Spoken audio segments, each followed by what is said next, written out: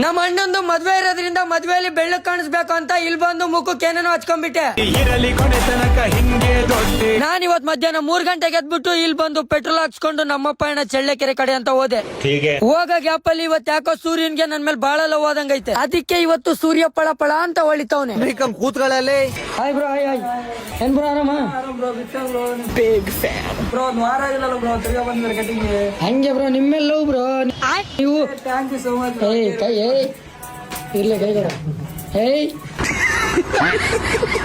ಅಲ್ಲ, ನಾನು ಯಾವತ್ತು ನನ್ ಕೂದ್ಲಿಗೆ ಎಣ್ಣೆನೆ ಹಚ್ಚಿಲ್ಲ ಅಂದ್ರೂ ಕೂಡ ಕೂದ್ಲು ಸೈಕಾಗಿ ಜಲ್ದಿ ಬೆಳೆದ್ ಬಿಡ್ತವೆ.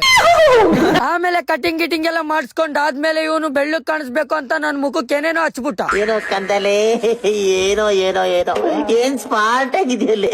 ಆಫ್ರಿಕಾದಿಂದ ನಡ್ಕೊಂಡೇ ಬಂದ್ಬಿಟ್ಟಿಯೇನೋ. ಆಮೇಲೆ ನಮ್ಮ ಅಣ್ಣಂದು ಇವತ್ತು ಮದ್ವೆ ಇತ್ತು. ಮದ್ವೆಗೆ ಹೋಗೋಣ ಅನ್ನೋ ಗ್ಯಾಪ್ ಅಲ್ಲೇ ಪೆಟ್ರೋಲ್ ಖಾಲಿ ಆಗ್ಬಿಡ್ತು. ಅರ್ಥ ಆಯ್ತು ಅನ್ಸುತ್ತೆ. ಆಮೇಲೆ ಹಂಗೆ ಹಿಂಗೆ ಅಂತ ದಬ್ಕೊಂಡು ಸೀದಾ ದೇವಸ್ಥಾನದ ಹತ್ರ ಬಂದ್ವಿ. ಆಯ್ತು. ಆಮೇಲೆ ನಾನ್ ಮುಂಚೆನೆ ಹೇಳ್ದೆ ನಮ್ಮ ಅಣ್ಣನ್ ಮದ್ವೆ ಅಂತ. ಮದ್ವೆಗಿದ್ವೆ ಏನು ಇಲ್ಲ, ನಾವು ಬಂದಿದ್ದು ರೀಲ್ ಮಾಡಕ್ಕೆ. ರೆಡಿ ಆಗ್ತಾ ಇದೆಯಲ್ಲ ನಿಜವಾಗ್ಲಿ ಹೆಂಗೈತಿ ಗೊತ್ತ ನೀನು? ಸೇಮ್ ಮದ್ವೆ ಗಂಡು ರೀಲ್ಸ್ಗೋಸ್ಕರ ಏನಾದ್ರು ಮಾಡ್ತೀವಿ. ಮನುಷ್ಯ ಇದ್ದೀವಿ ಮದುಮಗ ಇದ್ದಾನೆ, ಮದುಮಗ.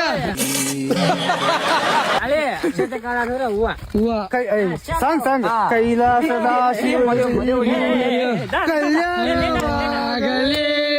ಕ್ಲಾಪ್ಸ್ ಹೊಡ್ರಿ, ಸುಮ್ನೆ ಕೂತಿರಲ್ಲ. ಆಮೇಲೆ ರೀಲ್ ಗೀಲ್ ಎಲ್ಲ ಮಾಡೋದ್ ಮುಗಿಸ್ಕೊಂಡ್ವಿ. ಇಲ್ಲಿಂದ ಪಾರ್ಟ್ 2 ಕಂಟಿನ್ಯೂ ಆಗುತ್ತೆ. ಸಿಗುವ ಮುಂದಿನ ವಿಡಿಯೋದಲ್ಲಿ. ಅಲ್ಲೇವರೆಗೂ take care, love you, bye.